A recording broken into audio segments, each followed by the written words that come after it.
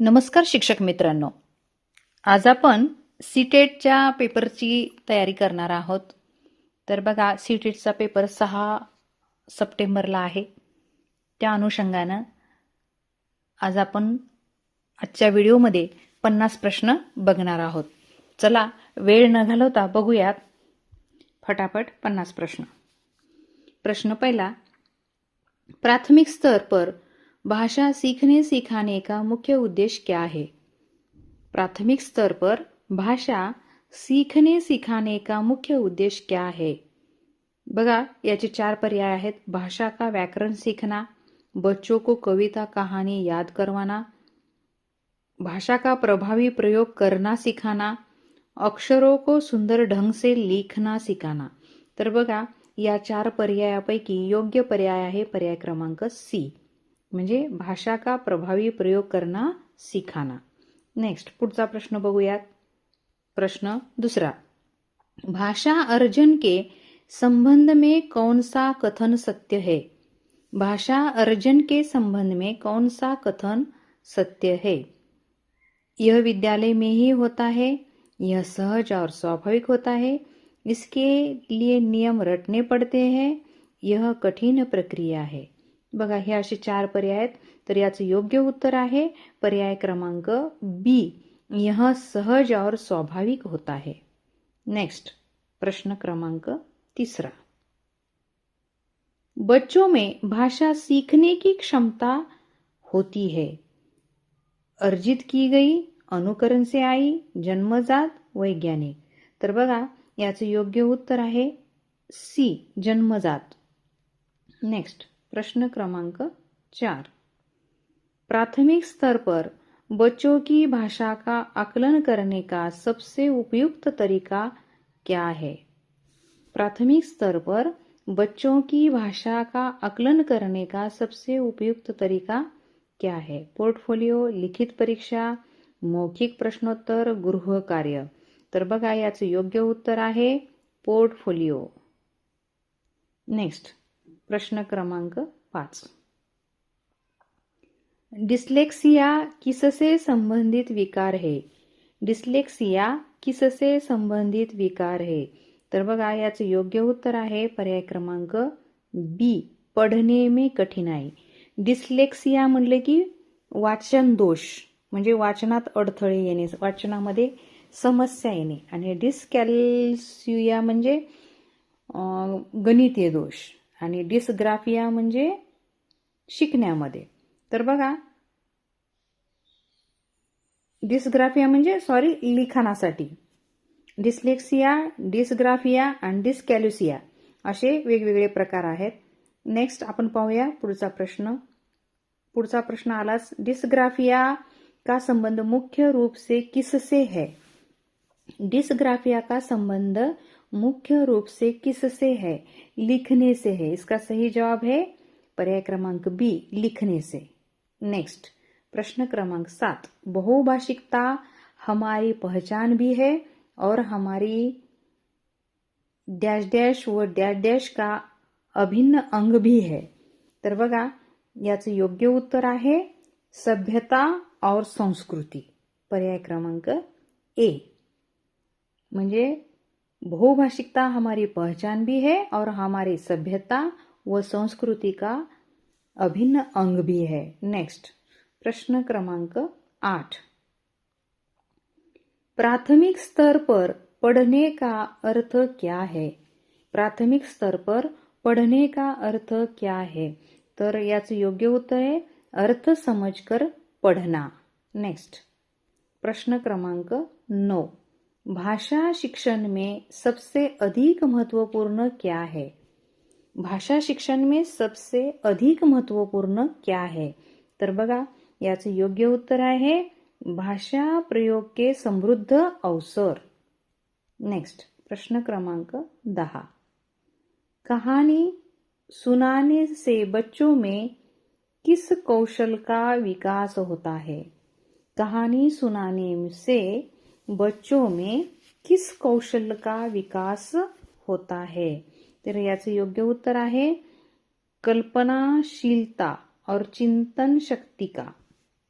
म्हणजे कल्पना करण्याला वाव मिळतो आणि चिंतन करण्याला सुद्धा वाव मिळतो आणि त्याचा विकास होतो. नेक्स्ट प्रश्न क्रमांक 11. पठन पाठन के अंत में ऐसे अभ्यास हो जो बच्चों को स्वयं कुछ करने और सीखने का अवसर दे, केवल पाठ से ही संबंधित हो, बहुत सरल हो, कठिन प्रश्नों पर आधारित हो. तर बघा याचं योग्य उत्तर आहे पर्याय क्रमांक ए, बच्चों को स्वयं कुछ करने का और सीखने का अवसर दे. हे याचं योग्य उत्तर आहे. नेक्स्ट प्रश्न क्रमांक 12. भाषा आकलन का मुख्य उद्देश्य क्या होना चाहिए?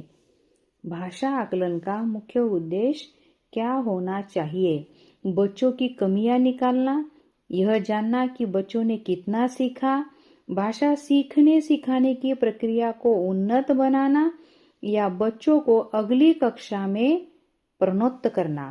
तर याचं योग्य उत्तर आहे पर्याय क्रमांक सी, भाषा सीखने सिखाने की प्रक्रिया को उन्नत बनाना. नेक्स्ट प्रश्न क्रमांक 13 बघूया. प्राथमिक स्तर की पाठ्यपुस्तक में बाल साहित्य शामिल करने का मुख्य लाभ क्या है? प्राथमिक स्तर की पाठ्यपुस्तक में बाल साहित्य शामिल करने का मुख्य लाभ क्या है? यह बहुत सस्ता होता है, यह भाषा की रंगत प्रस्तुत करता है, इसे पढ़ाना बहुत आसान है, यह केवल मनोरंजन करता है. तर बघा याचं योग्य उत्तर आहे पर्याय क्रमांक बी, यह भाषा की रंगत प्रस्तुत करता है. हे याचं योग्य उत्तर आहे. नेक्स्ट प्रश्न क्रमांक 14. अनुकरण के माध्यम से भाषा सीखने की बात मुख्य रूप से किसने कही है? अनुकरण के माध्यम से भाषा सीखने की बात मुख्य रूप से किसने कही है? Noam Chomsky, B F. Skinner, Jean पियाजे, लेव वायगोत्स्की.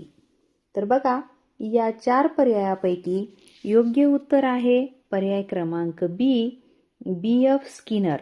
बी.एफ. स्किनर यांनी सांगितलेलं आहे की अनुकरणाच्या माध्यमातून भाषा आपण शिकू शकतो. नेक्स्ट प्रश्न क्रमांक 15. वायगोत्स्की के अनुसार भाषा विकास किस पर निर्भर करता है? वायगोत्स्की के अनुसार भाषा विकास किस पर निर्भर करता है? जैविक परिपक्वता पर, सामाजिक अंतःक्रिया पर, इनाम और सजा पर, अनुकरण पर. तर बघा याचं योग्य उत्तर आहे सामाजिक अंतःक्रिया पर. नेक्स्ट प्रश्न क्रमांक 16. प्राथमिक स्तर पर बच्चों के लिए भाषा शिक्षण का एक मुख्य लक्ष्य है. क्या है? व्याकरण के नियमों को रटना, दूसरों की बात को समझकर प्रतिक्रिया देना, कठिन शब्दों का सही उच्चारण करना, परीक्षा में उच्च अंक प्राप्त करना. तर बघा याचं योग्य उत्तर आहे पर्याय क्रमांक बी, दूसरों की बात को समझकर प्रतिक्रिया देना. नेक्स्ट प्रश्न क्रमांक 17. बघा सीटेटचा पेपर हा प्रश्न काठिण्य पातळी त्याची वाढलेली असणार आहे आणि प्रश्न पण खूप मोठमोठे आहेत आणि आपल्याला सगळे पर्याय सुद्धा मोठमोठे असल्यामुळे आपल्याला सगळं वाचल्याशिवाय देता येणार नाही आणि या पेपरला जास्त वेळ लागणार आहे. म्हणून आपल्याला याची सुद्धा प्रॅक्टिस आपल्या नजरेखालून गेली पाहिजे. टी सारखे प्रश्न सीटेटला नसणार आहेत. सीटेटचे प्रश्नपत्रिका जर पाहिली आपण तर त्यांचे प्रश्न पण खूप मोठे मोठे आहेत. तर चला त्याच अनुषंगाने आपण हा व्हिडिओ करण्याचा प्रयत्न केलेला आहे. तर सीटेटच्या पेपरमध्ये उपयोजनात्मक प्रश्न आहेत. आपल्याला थोडेसे विचार करूनच ते प्रश्नांचं द्यावं लागणार आहे. बघूया प्रश्न 17. त्रिभाषा सूत्र में पहली भाषा कौन सी होनी चाहिए? त्रिभाषा सूत्र में पहली भाषा कौन सी होनी चाहिए? अंग्रेजी, मातृभाषा या क्षेत्रीय भाषा, हिंदी, कोई भी विदेशी भाषा. तर बघा याचं योग्य उत्तर आहे पर्याय क्रमांक बी, मातृभाषा या क्षेत्रीय भाषा. नेक्स्ट प्रश्न क्रमांक 18.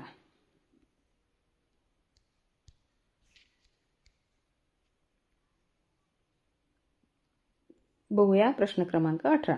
व्याकरण शिक्षण की कौन सी विधि सबसे अधिक उपयोगी मानी जाती है?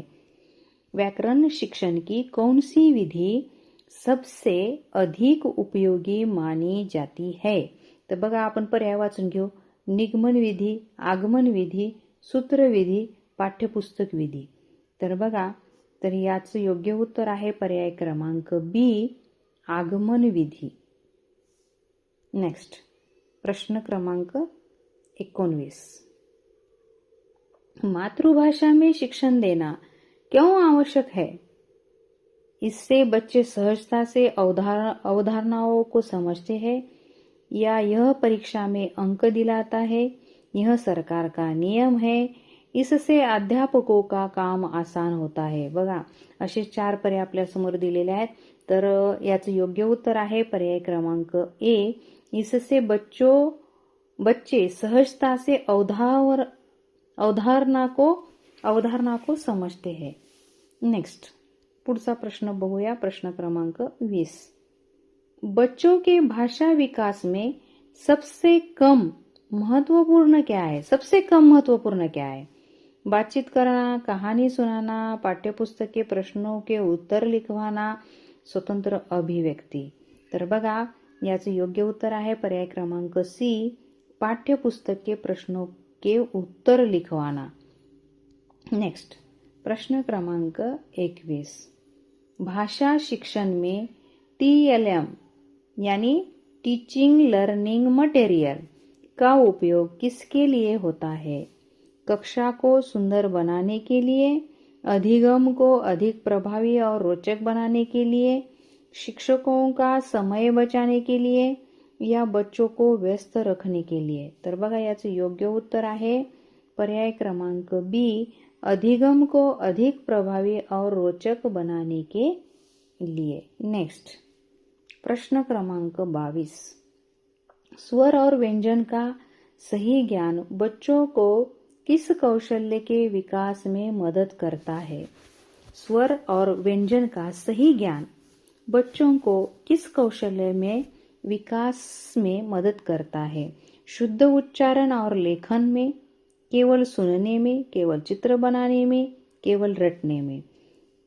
तर याचं योग्य उत्तर आहे पर्याय क्रमांक ए, शुद्ध उच्चारण और लेखन में. नेक्स्ट प्रश्न क्रमांक 23.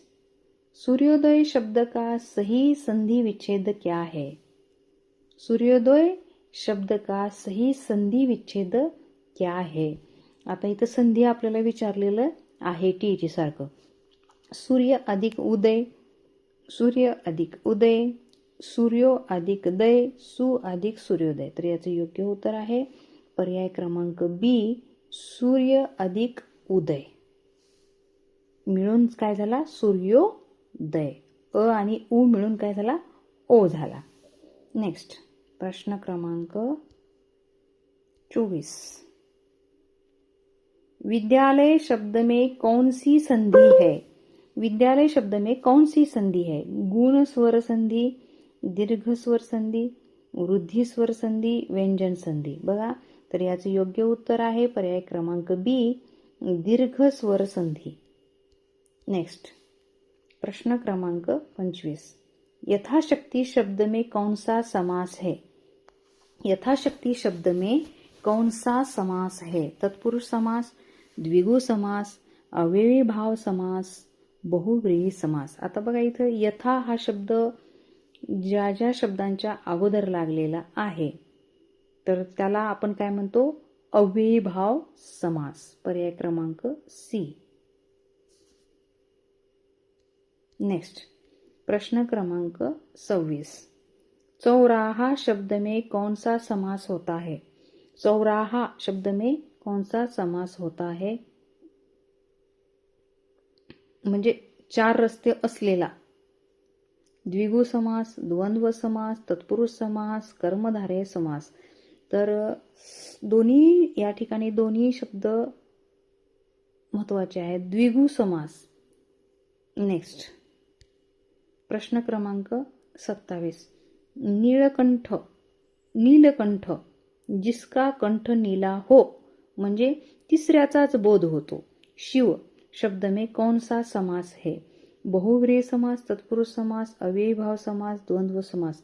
तर हे बहुव्रीही समासाचं उदाहरण आहे. नेक्स्ट पर्याय क्रमांक 1. चला प्रश्न पुढचा 28. कमल या कमल शब्द का पर्यायवाची शब्द कौन सा नहीं है?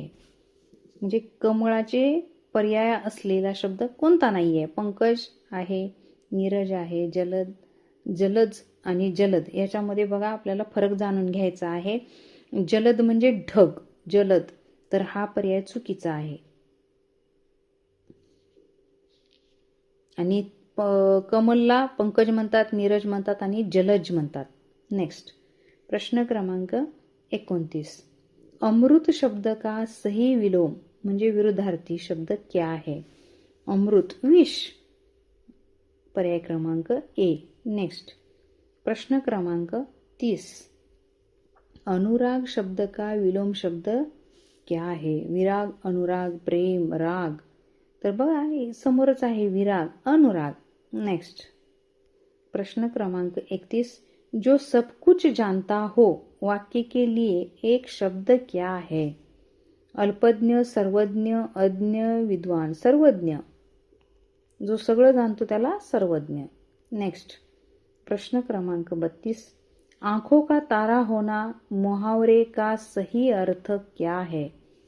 आंखों का तारा होना, बहुत प्रिय होना, आंख में दर्द होना, बहुत दूर होना, धोका खाना. तर याचं योग्य उत्तर आहे बहुत प्रिय होना. नेक्स्ट प्रश्न क्रमांक 33. नाच न जाने आंगन टेढ़ा कहावत का सही अर्थ क्या है? नाच करना, अपनी कमी छिपाने के लिए दूसरों में दोष निकालना, आंगन खराब होना, कठीण काम करना. तर बघा याचं योग्य उत्तर आहे पर्याय क्रमांक बी, अपनी कमी छिपाने के लिए दूसरों में दोष निकालना. नेक्स्ट प्रश्न क्रमांक 34. निम्नलिखित में से शुद्ध वर्तनी वाला शब्द चुनिए. उज्ज्वल, उज्ज्वल, पर्याय क्रमांक बी. नेक्स्ट प्रश्न क्रमांक 35. कवि शब्द का सही स्त्रीलिंग रूप क्या है? कवयित्री, कवयित्री, कवयित्री आणि कवित्री. तर बघा याचं योग्य उत्तर आहे कवयित्री, पर्याय क्रमांक बी असं लिहिलं जातं. कवयित्री.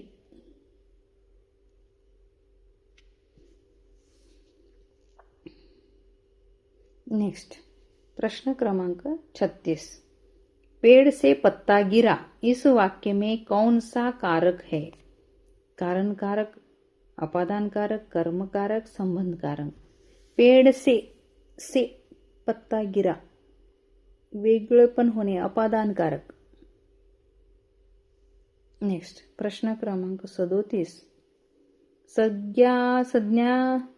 संज्ञा के स्थान पर प्रयुक्त होने वाले शब्द को क्या कहते हैं? विशेषण, सर्वनाम, क्रिया, अव्यय. तर सर्वनाम कहते हैं. संज्ञा के स्थान पर प्रयुक्त होने वाले शब्द को सर्वनाम कहते हैं. प्रश्न क्रमांक 38. सच्चरित्रता शब्द में मूल शब्द क्या है? सत, चरित्र, चरित्रता, सत. चरित्र शब्द है, चरित्र, पर्याय क्रमांक बी. नेक्स्ट प्रश्न क्रमांक 39.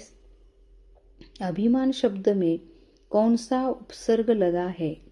अभिमान शब्द में कौन सा उपसर्ग लगा है? अभी, पर्याय क्रमांक बी. नेक्स्ट प्रश्न क्रमांक 40. पढ़ाई शब्द में कौन सा प्रत्यय है? पढ़ाई, आई, ई, पढ़ अधिक ढाई. तर बघा आई शब्द यानी पढ़ाई. नेक्स्ट प्रश्न क्रमांक 41. बघा सतत एवं व्यापक मूल्यांकन म्हणजे सीसीई का मुख्य उद्देश्य क्या है?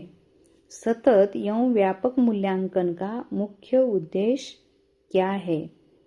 बघू आपण। बच्चों को उत्तीर्ण अनुत्तीर्ण घोषित करना या सीखने की प्रक्रिया के दौरान बच्चों की प्रगति का आकलन करना या शिक्षकों को प्रदर्शन का मूल्यांकन करना, केवल वार्षिक परीक्षा का आयोजन करना। तर बघा या चारी पैकी योग्य उत्तर आहे पर्याय क्रमांक बी, सीखने की प्रक्रिया के दौरान बच्चों की प्रगति का आकलन करना। नेक्स्ट प्रश्न क्रमांक 42, मौन पठन का मुख्य कार्य लाभ क्या है? समय की बर्बादी रोकना, गहन अर्थ करना, आवाज को तेज करना, वर्णमाला याद करना। तर याचे योग्य उत्तर आहे गहन का अर्थ, पर्याय क्रमांक बी। नेक्स्ट प्रश्न क्रमांक 43, सस्वर वाचन का मुख्य उद्देश्य क्या होता है?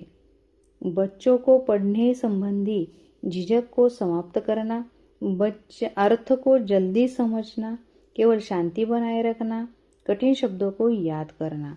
तर बघा याचे योग्य उत्तर आहे पर्याय क्रमांक ए, बच्चों को पढ़ने संबंधी झिझक को समाप्त करना। नेक्स्ट प्रश्न क्रमांक 44, प्राथमिक स्तर पर बच्चों की भाषिक क्षमता के विकास में सबसे अधिक सहायक है? बाल साहित्य, शब्दकोश, पाठ्यपुस्तक, व्याकरण की पुस्तक। तर बघा याचे योग्य उत्तर आहे बाल साहित्य। नेक्स्ट प्रश्न क्रमांक 45, भाषा की कक्षा में समावेशी वातावरण के लिए क्या आवश्यक है? तर याचे योग्य उत्तर आहे बी, विभिन्न प्रकार की दृश्य श्राव्य सामग्री का उपयोग करना। नेक्स्ट